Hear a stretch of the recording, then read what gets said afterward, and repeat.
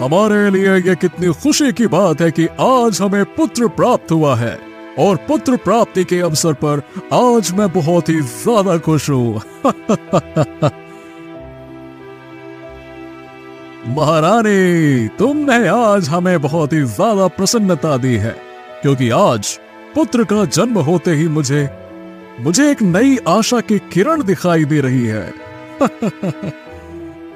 आप बिल्कुल सही कह रहे हैं महाराज। खुशी तो मुझे भी बहुत हो रही है। इस राज्य के लिए एक उत्तराधिकारी का जन्म देना मेरा कर्तव्य था, वो मैंने पूरा कर दिया। आपकी बड़ी रानी से भले ही आपको कोई पुत्र प्राप्त ना हुआ हो, लेकिन मैंने अपना कर्तव्य पूरा कर दिया है। आप बिल्कुल सही कह रही हैं महारानी। फिलहाल तो मैं इसके नाम के बारे में सोच रहा हूँ। हमारे गुरुजी से पूछना पड़ेगा कि उसका नाम क्या रखा जाए। बहुत अच्छा विचार है महाराज।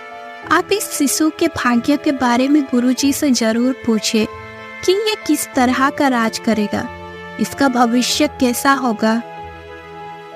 हाँ महारानी, मैं कल ही जाऊंगा।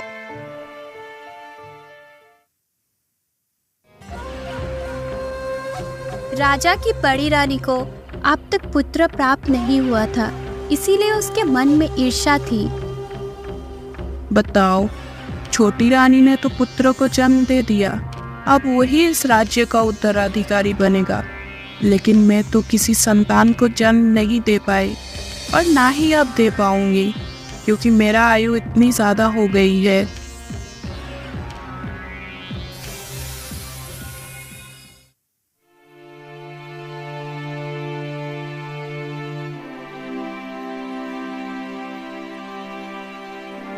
गुरुजी प्रणाम। काफी समय हो गए आपके दर्शन किए हुए।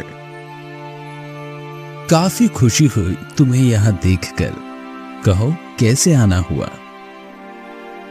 गुरुजी, कल मुझे एक पुत्र की प्राप्ति हुई है।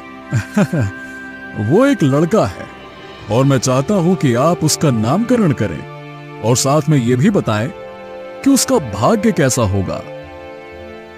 राजन, आपको पुत्र प्राप्त हुआ, ये तो बहुत ही ज्यादा सौभाग्य की बात है। एक राजा को उत्तराधिकारी और एक पिता को अपना पुत्र प्राप्त हो गया है। तुम्हारे पुत्र का तेज सूर्य के समान होगा और उसका पूरे विश्व में गुणगान होगा। इसलिए मैं चाहता हूं कि तुम उसका नाम सूर्यकांत रखो। हाँ गुरुजी, आप एकदम ठीक कहते हैं, मैं ऐसा ही करूंगा। सूर्यकांत नाम बहुत ही ज्यादा उत्तम है। मैं इस पुत्र का नाम सूर्यकांत ही रखूंगा।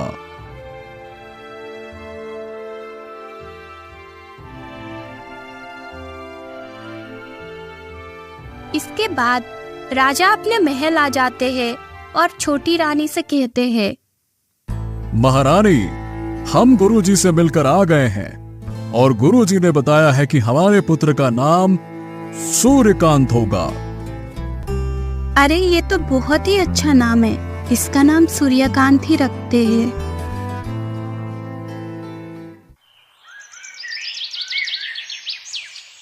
कुछ वर्ष बीत जाते हैं और सूर्यकांत अब बड़ा हो चुका था।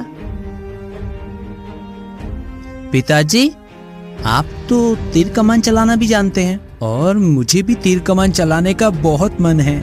मैं भी तीर कमान चलाना चाहता हूँ, पर मुझे तो तीर कमान चलाना आता भी नहीं।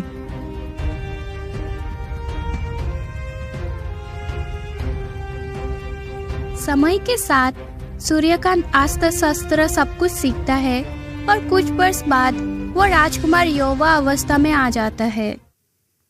बताओ, मेरा एक भी संतान नहीं है। छोटी रानी को संतान हुई, पर वो लड़का देखो, अब तो युवा को आ गया है। अब तो ये जरूर ही राजा का राज अधिकारी बन जाएगा और उत्तराधिकारी प्राप्त कर लेगा। उत्तराधिकारी पद पाकर राजा तो मुझे भूल ही जाएंगे। मैं तो एक दासी की तरह ही रहूंगी। पर इस राजकुमार का क्या करना है, ये मुझे समझ नहीं आता है।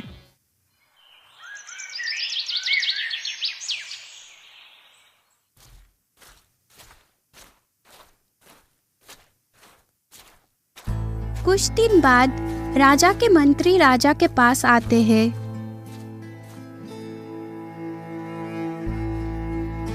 महाराज, आपका पुत्र तो अब युवावस्था को आ गया है, इसलिए आपको इसके लिए एक सुंदर कन्या से विवाह भी करना चाहिए, क्योंकि सुंदर कन्या से विवाह होगा तभी इस राज्य के लिए गौरव की बात होगी। जैसे आपने अपने उत्तराधिकारी पद को इसे दिया है, उसी प्रकार से ये राजकुमार भी आपके वंश को आगे बढ़ाने के लिए उत्तराधिकारी हैं। इसके लिए इन्हें विवाह करना पड़ेगा, और जब ये विवाह करेंगे तभी इस राज्य का वैभव बढ़ सकता है।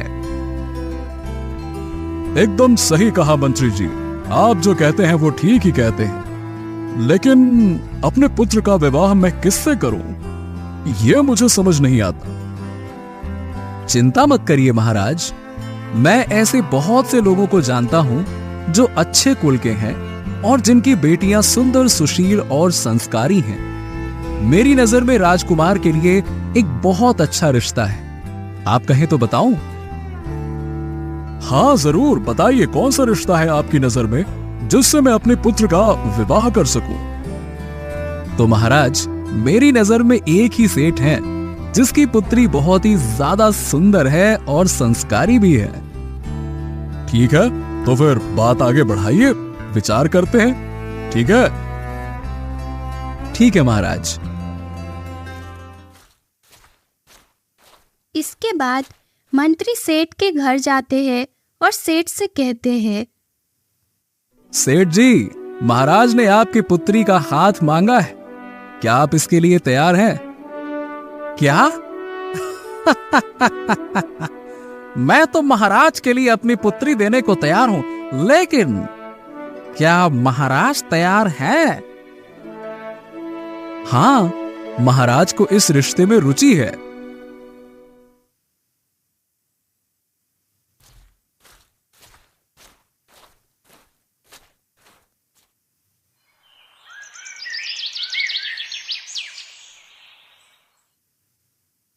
कुछ दिन बाद सूर्यकांत का विवाह उस सेठ की बेटी से तय हो जाती है।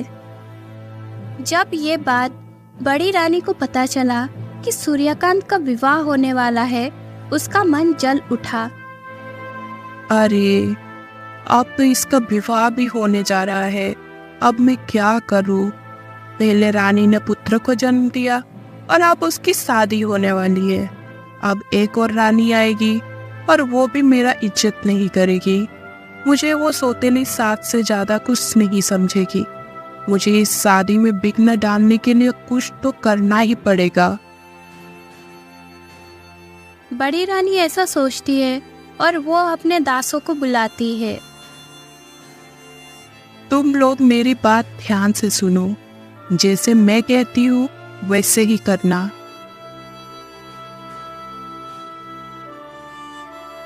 और फिर बड़ी रानी उन सब दासों के कान में कुछ कहती है। ठीक है बड़ी रानी, हम समझ गए क्या करना है।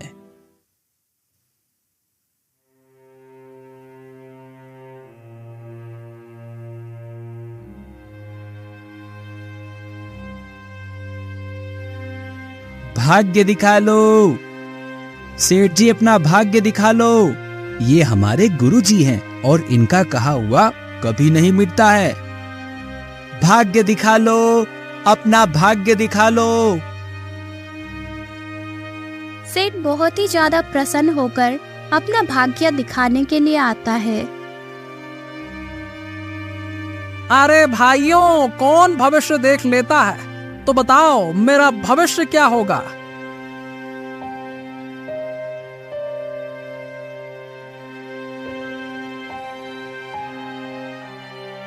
तुम्हें देखकर तो ये लगता है कि तुम्हारे संग कुछ छल हो रहा है। अरे, मेरे संग छल हो रहा है? पर कैसे? क्या तुम्हारी कोई पुत्री है और उस पुत्री का विवाह होने वाला है? हाँ, मेरी एक पुत्री है और उसका विवाह भी होने वाला है। तो जिससे विवाह होने वाला है वो लड़का तो एक पागल है। मैं तो बस इतना ही जानता हूं कि तुम्हारे भाग्य को देखकर लगता है कि तुम्हारे संग धोखा हो रहा है। अरे नहीं, ऐसा नहीं हो सकता। तुम दोनों जरूर झूठ बोल रहे हो। अरे मुझे मूर्ख मत बनाओ, निकल जाओ यहां से, अब निकलो। ये कहते हुए वो झूठ मूठ के भविष्य देखने वाले वहां से चले आते हैं।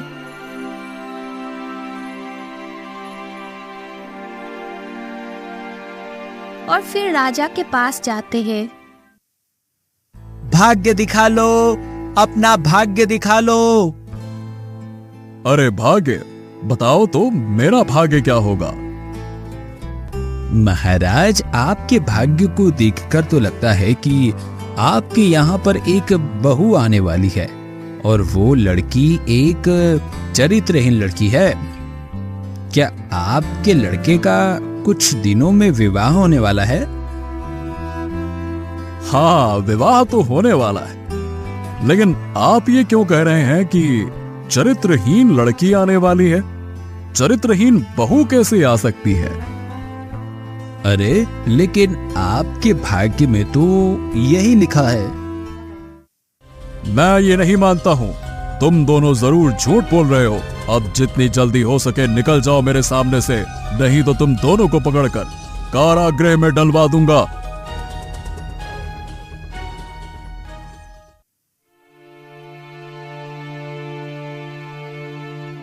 जब राजा के कान में ये खबर पड़ी तो वो बहुत ज्यादा चिंता में पड़ जाते हैं और फिर सोचने लगते हैं, अगर इन दोनों की बात सच निकली और सच में कोई चरित्रहीन लड़की इस राज्य की बहू बन के आ गई, फिर तो अनर्थ हो जाएगा।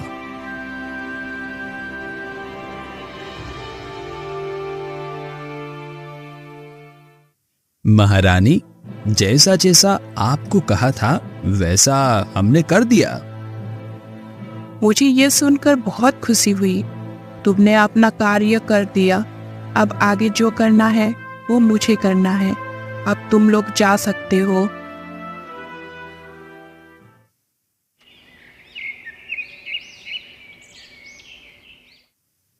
आखिरकार वो दिन आ ही जाता है जब युवराज का विवाह होने वाला होता है। विवाह के अवसर पर सभी लोग आए हुए थे और राजा इंदुमती को देखकर सोचने लगे, देखने में तो लड़की बहुत ही सुंदर लगती है, लेकिन इसका चरित्र कैसा है ये मैं कैसे पता लगाऊं? राजा यही सब सोच रहा था कि इधर से सेठ भी कहते हैं, मैं अपनी पुत्री का इस लड़के से विवाह नहीं कर सकता। मुझे ऐसा लग रहा है कि ये लड़का सही नहीं है। अरे समधी जी, आप ये कैसी बातें, मतलब आज आपकी पुत्री की मेरे बेटे से शादी होने वाली है और आप कह रहे हैं कि मेरा बेटा ठीक नहीं है? ये क्या बात है? अरे महाराज, माफ करिए, माफ करिए, मुझे थोड़ा वहम हो गया है। मुझे बस थोड़ा सा अजीब सा लग रहा है। वहम निकाल दीजिए सेठ जी, मेरे लड़के में कोई भी दोष नहीं है। मेरा बेटा आपकी बेटी के लिए बिल्कुल सही है। पिताजी, अब जरा सी भी चिंता ना कीजिए। मैं तो इन्हें अपने मन मंदिर में बसा चुकी हूँ। अब यही मेरे पति है। अब पास में खड़ी हुई बड़ी रानी सोचने लगी, अरे मेरा काम तो होते होते रह गया। अब मैं क्या करूं? अभी मेरे पास बहुत कम समय बचा है। मुझे जल्द से जल्द कुछ भी करके ये सब रोकना होगा।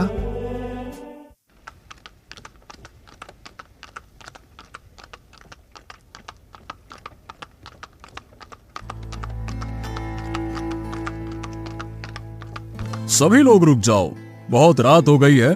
सब लोग थक गए होंगे, है ना? बहुत रात हो गई है। हम सब अभी थोड़ा विश्राम करेंगे और सुबह अपने सफर पर आगे बढ़ेंगे। राजा की बात सुन के सभी उस वन में ठहर जाते हैं। सूर्यकांत और इंदुमती भी उसी वन में रुक जाते हैं। इंदुमती सोचने लगती है, अरे ये कैसे भूल हो गई मुझसे। मैं तो अपने पति के लिए उपहार लाना भूल ही गई। ये सोचते सोचते इंदुमती सो जाती है और फिर रात को उसे एक सपना आता है। इंदुमती, मेरी बात ध्यान से सुनो। तुम अभी उठो और एक व्यक्ति जो तुम्हारा राह देख रहा है उसके पास जाओ और वो जो वस्तु तुम्हें दे उसे ले लेना।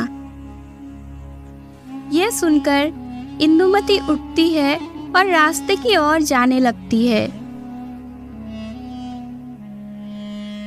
उसके पीछे पीछे बड़ी रानी भी जाने लगती है।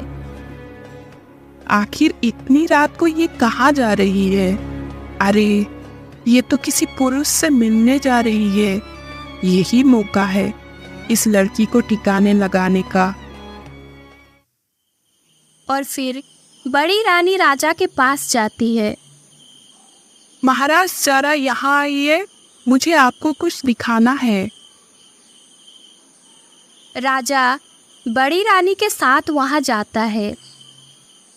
महाराज वो देखिए, आपकी बहू किसी पुरुष के साथ बात कर रही है। मैंने पहले ही कहा था यह चरित्रहीन है। अरे ये लड़की इस पुरुष से क्यों बात कर रही है? असल में इंदुमती उस व्यक्ति से पुष्प ले रही थी ताकि अपने पति को भेंट कर सके। भैया, आपने बहुत अच्छा किया कि मुझे ये फूल दे दिए। अब मैं ये उपहार के रूप में अपने पति को दे सकूंगी।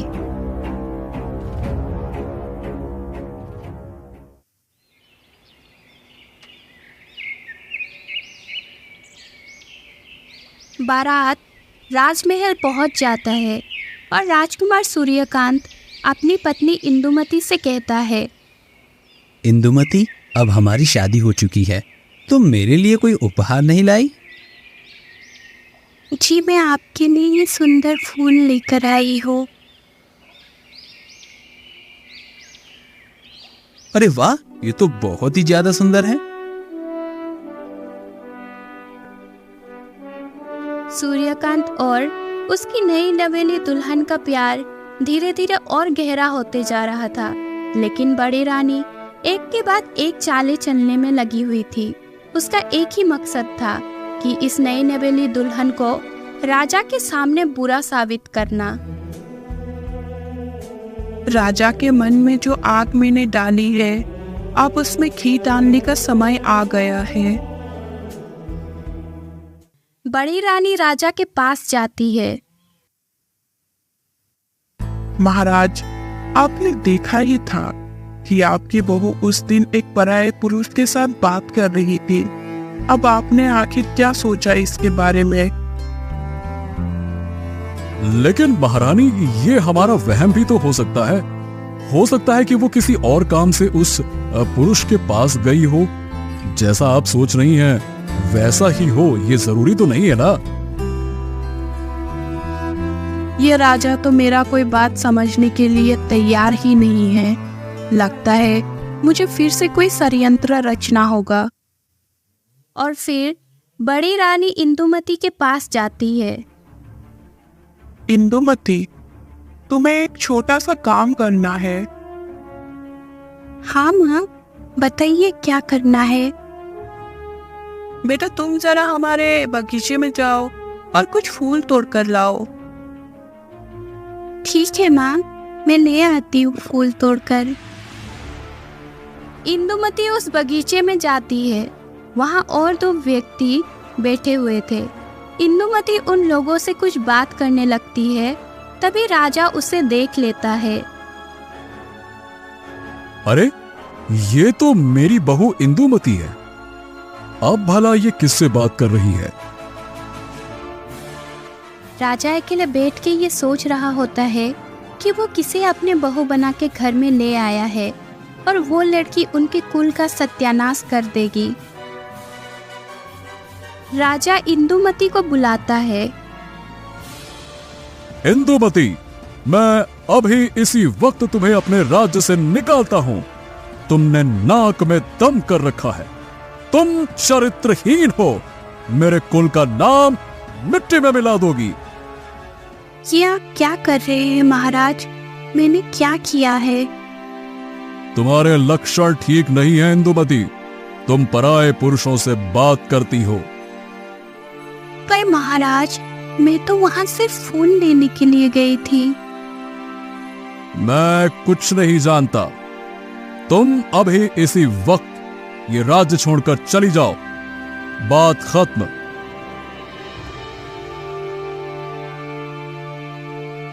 इंदुमती उस राज्य से निकल जाती है।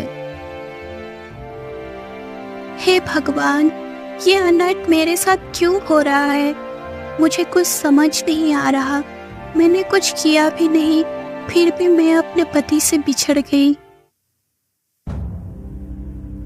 सूर्यकांत अपनी पत्नी को यहाँ वहाँ खोजता है।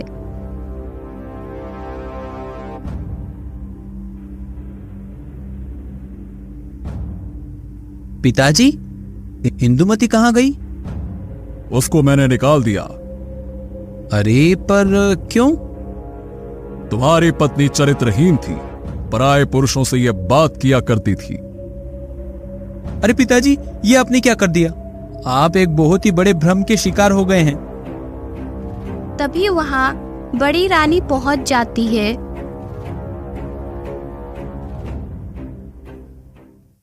तुम्हारे पिता बिल्कुल सही कह रहे हैं सूर्यकांत।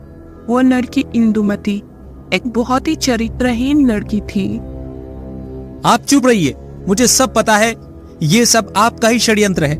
आपकी ही वजह से आज मेरी पत्नी मुझसे बिछड़ गई है। ये तुम क्या कह रहे हो? महारानी का कौन सा षड्यंत्र? सूर्यकांत उस दासों को बुलाता है जो साधु का वेश बनाकर सेठ के पास गई थी। यही वो लोग हैं जिन्होंने इस वहम की नींव डाली। पहले इन्होंने सेठ के पास जाकर बोला कि लड़का पागल है, और फिर आपके पास आकर बोला कि लड़की चरित्रहीन है। अबे माफ कर दीजिए महाराज, बड़ी रानी के कहने पर हमने ही ये सब किया था। पिताजी, और भी न जाने कितने लोगों का उपयोग करते इन्होंने आपको मन में ये बात डलवाई कि इंदुमती चरित्रहीन है, और आपने इनकी बातों में आकर उसको राज्य से निकाल भी दिया। ये तो बहुत बड़ा अनर्थ हो गया। महारानी, आपको जरा सी भी शर्म नहीं आई ये सब करते हुए? अपने ही परिवार की सुख शांति छीन ली आपने। क्या कहूं मैं।